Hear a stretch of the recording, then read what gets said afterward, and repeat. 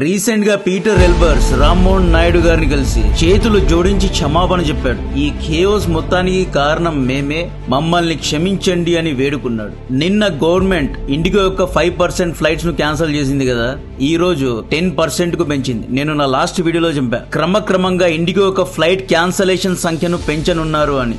So ఇప్పటి నుండి ప్రతిరోజు 220 ఇండిగో వింటర్ ఫ్లైట్స్ ను క్యాన్సిల్ చేయడం జరిగింది.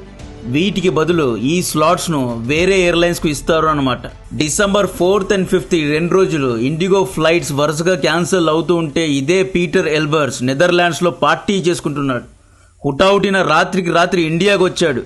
నేను ఆపరేషన్ రూమ్ లో ఉన్నాను, నేను మొత్తాన్ని కంట్రోల్ చేస్తున్నాను అని చెప్పి నాటకాలు ఆడుతున్నాడు. ఇప్పుడు బందగలా వేసుకుని వచ్చి రామ్మోహన్ నాయుడు ముందు చేతులు జోడించి నంగి నాటకాలు ఆడుతున్నాడు. ఇతన్ని నమ్మకూడదు. బికాస్ 1 కాదు 2 కాదు 4500 ఫ్లైట్స్ క్యాన్సిల్ అయ్యాయి. ఈ రోజు కూడా బెంగళూరులో 60 ఫ్లైట్స్, చెన్నైలో 70 ఫ్లైట్స్, ముంబైలో 60 ఫ్లైట్స్, ఢిల్లీలో 90 ఫ్లైట్స్ క్యాన్సిల్ అవుతున్నాయి. ఈయన ఏమంటాడు, పీటర్ ఎల్బర్స్ ఏమంటాడు, కేయాస్ మొత్తం కూల్ అయిపోయింది, we're in our legs, we're ready to attack అన్నట్లు ఈయన మాట్లాడుతున్నాడు. బట్ ప్రాబ్లమ్స్ ఏవి సాల్వ్ కాలేదు. ఇండిగో యాజమాన్యం ఏ రేంజ్ లో ఇర్రెస్పాన్సిబుల్ గా బిహేవ్ చేశారు అంటే, వీరి దగ్గర దాదాపు 4500 చెక్ ఇన్ బ్యాగేజెస్ ఉన్నాయి. ప్యాసింజర్స్ చెక్ ఇన్ అయ్యారు, తమ యొక్క లగేజెస్ ను ఇచ్చేశారు అండ్ చెక్ ఇన్ గేట్స్ దగ్గర వెయిట్ చేస్తున్నారు. ఎయిర్పోర్ట్ లోపల కూర్చున్నారు. ఇంకొక హాఫ్ అన్ అవర్ లేదా 1 అవర్ లో ఫ్లైట్ లోపల అలో చేస్తారు అనగా పైలట్స్ లేని కారణంగా ఫ్లైట్స్ ను లాస్ట్ మూమెంట్ లో క్యాన్సిల్ చేశారు. దీంతో ప్యాసింజర్స్ దగ్గర లగేజెస్ లేవు. లగేజెస్ లో బట్టలు, మందులు, ఆడవారికి పీరియడ్ ప్యాడ్స్ ఇవన్నీ లగేజెస్ లోనే ఉన్నాయి. ఎయిర్పోర్ట్ లో ఇవన్నీ కొనాలి అంటే ఎంతో డబ్బు ఖర్చు పెట్టాలి. ఒక అమ్మాయి నాకు ప్యాడ్స్ కావాలి ఇవ్వండి అని ఇండిగో క్రూ మెంబర్స్ ను వేడుకున్నా ఎటువంటి యాక్షన్ లేదు. వీరి దగ్గర 4500 లగేజ్ బ్యాగేజ్ ఇంకా ఉన్నాయి, ఇంకా వీళ్ళు తిరిగి ఇవ్వలేదు. కేవలం 4000 బ్యాగేజెస్ మాత్రమే రిటర్న్ ఇచ్చారు. పుట్టిన ముందు ప్రపంచం ముందు మర్యాద తీసి పెద్ద మనిషి ఇప్పుడు ఏ ముఖం పెట్టుకొని చేతులు జోడించి క్షమించమని అడుగుతున్నాడు. పీటర్ ఎల్బర్స్ కు ఎక్స్పీరియన్స్ లేదా అంటే చాలా ఎక్స్పీరియన్స్ ఉంది. డచ్ ఎయిర్లైన్స్ లో CEO గా పనిచేశాడు, 20 ఏళ్లు పనిచేశాడు. ఏవియేషన్ రంగంలో చాలా అంటే చాలా ఎక్స్పీరియన్స్ ఉన్న వ్యక్తి. ఈ పెద్ద మనిషి పైలట్ షార్టేజెస్ ను గ్రహించలేకపోయాడు అంటే ఆశ్చర్యంగా ఉంది. ఇది ఆపరేషన్ ఫెయిల్యూరా లేదా ఇతన్ని ఎవరైనా గైడ్ చేస్తున్నారా, నిజంగా భారత పరువు తీయడానికి ఎవరైనా కుట్ర చేశారా అనే యాంగిల్లో కూడా ఇన్వెస్టిగేషన్ జరగాలి. ఇప్పుడు వచ్చి ఈయన sorry we let you down అంటున్నాడు, నాటకాలు ఆడుతున్నాడు అనిపిస్తోంది. చేతులు కాలేక ఆకులు పట్టుకోవడం అంటే ఇదే. పార్లమెంట్ లో అపోజిషన్ లీడర్ ఒక పాయింట్ ను రేస్ చేశారు. ఆ పాయింట్ ఏంటి అంటే, December 7th రోజు గోవాలో ఫైర్ యాక్సిడెంట్ జరిగింది. నార్త్ గోవాలోన బిర్చ్ అనే ఒక పబ్ లోపలే డాన్స్ చేస్తున్నారు, క్రాకర్స్ ను కూడా కాల్స్తున్నారు. గోవా పబ్స్ లో అసలు సేఫ్టీనే లేదు. బాగా బీచ్ దగ్గర వెళ్లి చూడండి, బీచ్ లోపల మ్యూజిక్ సిస్టమ్ పెట్టారు. దాని యొక్క కేబుల్స్ కు సరైన అర్థింగ్ లేదు, జాయింట్స్ ను సరిగ్గా టేప్ వేయలేదు. అంత వర్స్ట్ సేఫ్టీ గోవాలో ఉంది. గోవాను ఇండోనేషియాతో దయచేసి పోల్చదండి. గోవా అనేది మనందరినీ ఎప్పుడో లెట్ డౌన్ చేసింది. గోవాలో ఎటువంటి సేఫ్టీ లేదు. ఈ పబ్ గురించి ఎంతో మంది ఎన్నో సార్లు హెచ్చరించారు. సేఫ్టీ బేసిక్ ప్రోటోకాల్స్ లేవు అన్నా కూడా వీళ్ళు పట్టించుకోలేదు. గోవాలో అన్ని పబ్స్ లో fire fighting, fire alarm, basic earthing, electrical system, safety system ఏవీ లేవు. ప్రభుత్వం లంచాలు తీసుకొని సర్వనాశనం చేసింది. ఇంతకు ముందు గోవా అంటే ఎంతో మంది తెల్లోళ్ళు వచ్చేవారు, యూరోపియన్స్, ఆస్ట్రేలియన్స్, రష్యన్స్ వచ్చేవాళ్ళండి. కానీ ఇప్పుడు గోవాను వర్స్ట్ స్టేట్ లా మార్చి పడేశారు. గోవాలో టాక్సీలు కూడా యూనియన్ ఉంది, గ్రూప్స్ ఉన్నాయి. ఒక చోటి నుండి ఇంకొక చోటికి వెళ్ళాలి అంటే వేలలో ఖర్చు పెట్టుకోవాలి. ఫుడ్ అయితే బేసిక్ మీల్స్ కు 500 రూపాయలు ఖర్చు పెట్టాలి. గోవా ప్రభుత్వం, గోవా ప్రజలు తమను తాము ఏమనుకుంటున్నారో ఏమో గానీ ఇంకొక 5 ఏళ్లలో గోవా యొక్క ట్రాన్స్పోర్ట్, టూరిజం మొత్తం సంక నాకిపోవడం ఖాయం. సో ఈ పబ్ లో యాక్సిడెంట్ జరిగింది, 25 మంది చనిపోయారు. గెస్ వాట్, ఈ పబ్ యొక్క ఓనర్స్ December 7th ఉదయం 5:30 ఈ ఓనర్స్ యొక్క పేర్లు సౌరభ్ లూథ్రా, గౌరవ్ లూథ్రా. ఈ ఇద్దరు ఉదయం 5:30 ఇండిగో ఫ్లైట్ ఎక్కి ఫుకెట్, థైలాండ్ కు పారిపోయారండి. ఎంత దుమ్ము పొగురుంటే ఇలా చేసి ఉంటారు. 25 మంది చనిపోయారు. ఈ పబ్ యొక్క స్టాఫ్ ను అరెస్ట్ చేస్తున్నారు. ఈ 25 మందిలో ఫారినర్స్ కూడా ఉన్నారు. అకౌంటబిలిటీ తీసుకోకుండా, ఈ యొక్క యాక్సిడెంట్ కు కారకులు తామే అని ఒప్పుకోకుండా ఈ ఇద్దరు దేశం వదిలి పారిపోయారు. అది కూడా ఇండిగో ఫ్లైట్ లో. ఇండిగోకు సామాన్య ప్రజలకు సర్వీస్ ఇవ్వడానికి పైలట్స్ లేరు. సామాన్య ప్రజల బ్యాగేజ్ ను రిటర్న్ ఇవ్వడానికి వీరి దగ్గర క్రూ మెంబర్స్ లేరు. సామాన్య ప్రజలకు డొమెస్టిక్ ఫ్లైట్ సర్వీస్ ఇవ్వడానికి వీళ్ళ దగ్గర FDTL రూల్స్ అనేవి అడ్డొస్తున్నాయి. అటువంటిది ఇండిగో December 7th రోజు ఇంత పెద్ద కేయాస్ లో ఈ ఇద్దరు బిలినియర్స్ ను దేశాలు దాటించడానికి వీరి దగ్గర టైం ఉంది ఉంది, పైలట్స్ ఉన్నారు, అన్నీ ఉన్నాయి. సో ఈ సిస్టమ్ నే కాంగ్రెస్ అపోజిషన్ పార్టీ నాయకులు లేవనెత్తారు, పార్లమెంట్ లో లేవనెత్తారు. మంచి విషయమే చేశారు. ఎస్, ఎక్కడో సిస్టమ్ లోనే రాంగ్ ఉంది. ఇండిగో డబ్బున్న వాళ్ళకు ఒకలాగా, డబ్బు లేని వాళ్ళను ఇంకొకలాగా చూస్తోంది. పోలీస్ ఇన్వెస్టిగేషన్ లో ఈ లూత్రా బ్రదర్స్ ఇండిగో యాజమాన్యంతో మాట్లాడి కావాలని ఎస్కేప్ అయ్యారా అనేది చెక్ చేయాలి. యాక్చువల్లీ యాక్సిడెంట్ December 6th అర్ధరాత్రి జరిగింది. December 7th చాలా తక్కువ టైం ఉంది. పోలీస్ కంప్లైంట్ అవ్వాలి, లుక్అవుట్ సర్కులర్ వెళ్ళాలి, ఎయిర్పోర్ట్స్ కు అన్ని చోట్ల ఇమ్మిగ్రేషన్, బోర్డర్, ట్రావెల్ రికార్డ్స్ లో ఈ ఇష్యూను ఫ్లాగ్ అవుట్ చేయాలి.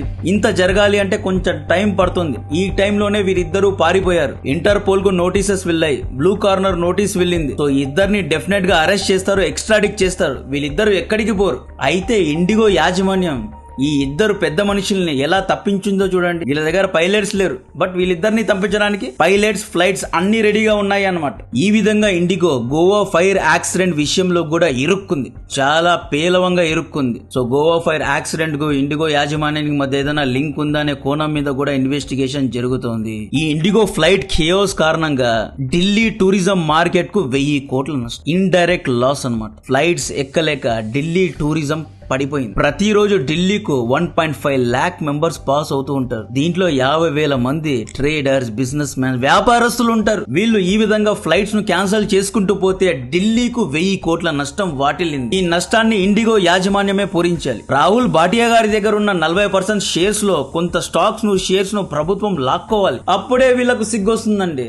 రాహుల్ భాటియా దగ్గర 35% ఉంది, రాకేష్ గంగ్వాల్ దగ్గర 6% ఉంది, FII దగ్గర 28% షేర్స్ ఉన్నాయి. ఈ షేర్స్ అన్నిటిని లాక్కొని సామాన్య ప్రజలకు ఇస్తేనే వీళ్ళకు బుద్ధి వస్తుంది. ఈ 1000 crores లాస్ ఈజ్ ప్రజల లాస్, మన లాస్. దీన్ని ఇండిగో నుండే పూరించుకోవాలి. బికాస్ 2 years కు ముందే FDTL రూల్స్ వస్తున్నాయి అని హెచ్చరించారు. డ్రాఫ్ట్ రూల్స్ ను 2024 మిడ్ లోనే ప్రవేశపెట్టారు. ఈ రూల్స్ కు ఎయిర్ ఇండియా, విస్తారా ఇలా ఇతరత్ర ఎయిర్లైన్స్ అందరూ అడ్జస్ట్ అయిపోయారు, తమ యొక్క పైలట్ సంఖ్యను పెంచుకున్నారు. అయితే ఇండిగో పడుకొనుందా? పీటర్ ఎల్బర్స్ నెదర్లాండ్స్ లో పార్టీ చేసుకుంటున్నాడా? వీళ్ళందరికీ అర్థం కాలేదా? డచ్ ఎయిర్లైన్స్ లో 20 ఏళ్లు ఇంటర్నేషనల్ స్టాండర్డ్స్ లో పనిచేసిన పీటర్ ఏం పీకుతున్నాడు? ఇతనికి సిగ్గుందా? సిగ్గుంటే ఈ మనిషి రష్యా నుండి 130 మంది దౌత్యవేత్తలు ఇండియాలో ఉన్నప్పుడు, ప్రపంచం మొత్తం ఇండియా వైపు చూస్తున్నప్పుడు, డొనాల్డ్ ట్రంప్ లాంటి వ్యక్తి ఈర్ష్య పడుతున్నప్పుడు పెంట చేసింది పీటర్ ఎల్బర్స్. ఇప్పుడు సారీ సార్ అని చేతులు జోడిస్తే సరిపోతుందా? ఇతన్ని ఇంకా ఎందుకు సాక్ చేయలేదు, ఎందుకు పని నుండి తీయలేదు అడుగుతున్నా. ఇతన్ని పీకి పడేయాలి కదా, ఎందుకు పడేయడం లేదు అర్థం కావడం లేదు. ఇతను ఏదో పెద్ద ఆపరేషనల్ జీనియస్ కాదు, మెయింటెనెన్స్ జీనియస్ కాదు, ఫ్యూచర్ ను గ్రహించేవాడు కాదు. 4500 ఫ్లైట్స్ క్యాన్సల్ అవ్వడాన్ని ఇతను గ్రహించలేకపోయాడు అంటే ఇతను ఏదో పెద్ద తోపు అన్నట్లు డచ్ నుండి తీసుకుని వచ్చారు. ఇప్పుడు ఇతను సారీ చెప్తున్నాడు. సారీ చెప్తే అయిపోతుందా? సుప్రీం కోర్టు రంగంలో దిగి అద్భుతంగా ఒక వర్డిక్ట్ ఇచ్చింది, అన్ని ఎయిర్లైన్స్ ను ఏకి పారేసింది. ఏం జరిగింది అంటే December 3rd, 4th రోజు ఇండిగో ఫ్లైట్స్ అన్ని క్యాన్సల్ అవుతున్నాయి. ముంబై టు ఢిల్లీ, ఢిల్లీ టు బెంగళూరు ఇలా వెళ్లే వాళ్ళందరూ ఎయిర్పోర్ట్ లోనే ఉన్నారు. ఈ ఛాన్స్ చూసుకొని ఎయిర్ ఇండియా, విస్తారా ఇలా వేరే ఎయిర్లైన్స్ యాజమాన్యం ఏం చేసిందో తెలుసా? బెంగళూరు టు ఢిల్లీ 3000 టికెట్ ఉంటే 20,000 కు పెంచిందండి. బెంగళూరు టు ముంబై 3500 ఉంటే 40,000 కు పెంచారు. హైదరాబాద్ నుండి ఢిల్లీకి 2500 to 3500 మధ్య టికెట్ ఉంటే 45,000, 25,000, 35,000 ఇలా పెంచుకుంటూ డిమాండ్ ను క్యాష్ చేసుకోవాలి అనుకున్నారు. కేయోస్ లో వ్యాపారం చేయాలి అనుకున్నారు. దిక్కుమాలిన పని చేశారు. దీన్ని సుప్రీంకోర్టు చాలా గట్టిగా అడిగింది. DGCA ను నిలబెట్టింది. DGCA ఆఫీసర్స్ ను ప్రశ్నించింది. అలా ఎలా ఈ యొక్క సంక్షోభాన్ని ఒక వ్యాపారంగా వేరే ఎయిర్లైన్స్ మారుస్తుంటే మీరేం చేస్తున్నారు? 30,000, 40,000 టికెట్ ప్రైజెస్ ను పెంచుతారా? Why DGCA cannot stop this అని ప్రశ్నించింది సుప్రీంకోర్టు. ఈ రోజు ఇండిగో యాజమాన్యం ఏమంటుంది అంటే ఫ్లైట్ క్యాన్సిల్ అవ్వడానికి ఎన్నో కారణాలు ఉన్నాయంట. ఒకటి టెక్నికల్ గ్లిచ్. ఆ టెక్నికల్ గ్లిచ్ ఏంటో మనకు అర్థం కాలేదు. 4,500 ఫ్లైట్స్ టెక్నికల్ గ్లిచ్ కారణంగా క్యాన్సిల్ అయ్యాయి. వాతావరణం సహకరించలేదంట, పైలట్ షార్టేజెస్ సడన్ గా అయిపోయాయంట. ఈ విధంగా ఎన్నో కారణాలు ఇండిగో కూడా చెప్పింది. అయితే సుప్రీంకోర్టు ఏమనేది అంటే FDTL రూల్స్ ను, ఈ కాంప్లియన్స్ ను అలాగే పెట్టాలి, దీన్ని నార్మలైజ్ చేయాలి, పైలట్స్ యొక్క సేఫ్టీతో ఆడుకోవద్దు. February 2026 వరకు ఇండిగోకు మాత్రమే FDTL రూల్స్ వర్తించవు అని DGCA ఆదేశాలు ఇచ్చింది కదా.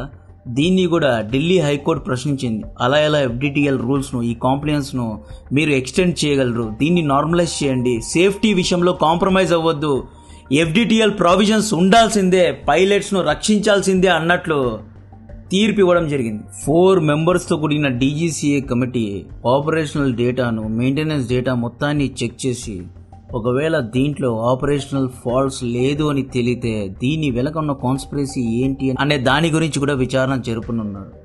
ఈ ఢిల్లీలో స్పూఫింగ్ జరిగింది కదా, ఢిల్లీ ఎయిర్పోర్ట్ స్పూఫింగ్, దానికి ఈ ఇండిగో ఫ్లైట్ క్యాన్సలేషన్ కు మధ్య ఏదైనా లింక్స్ ఉన్నాయని దాని గురించి కూడా చెక్ చేస్తున్నారు. యాక్చువల్లీ ఇదే పార్లమెంట్ లో ఈ కేయాస్ కు ముందు DGCA ఏమనింది అంటే, రామ్మోహన్ నాయుడు గారే అన్నారు. ఈయన ఏమన్నారు అంటే, ఢిల్లీలో స్పూఫింగ్ జరిగింది, రాంగ్ సిగ్నల్స్ పంపించి మన యొక్క పైలట్స్ ను రాంగ్ ఏరియాస్ లో ల్యాండ్ అయ్యేలాగా కాన్స్పిరసీ, కుట్ర ఇవన్నీ జరిగాయి, సబటాజ్ అటెంప్ట్ జరిగింది అని ఒప్పుకున్నారు. సో ఢిల్లీలోనే ఎందుకు ఇలా జరుగుతుంది, దీని గురించి కూడా వెరిఫికేషన్ జరగాలి. ఇండిగో కేయాస్ ఇంకా అయిపోలేదు, వరుసగా అన్ని ఎయిర్పోర్ట్స్ లో ఫ్లైట్స్ అనేవి క్యాన్సిల్ అవుతున్నాయి. చూసుకొని ఫ్లైట్ బుకింగ్ వంటివి చేయండి, లేదా ట్రైన్ లో వెళ్ళడానికి ప్రిఫర్ చేయండి. దీని గురించి నా మరిన్ని డీటెయిల్స్ ఇస్తూనే ఉంటాను. కాంటెంట్ నచ్చితే వీడియోను లైక్ చేయండి, ఛానల్ ను సబ్స్క్రైబ్ చేసి అందరికీ షేర్ చేయండి. జై హింద్.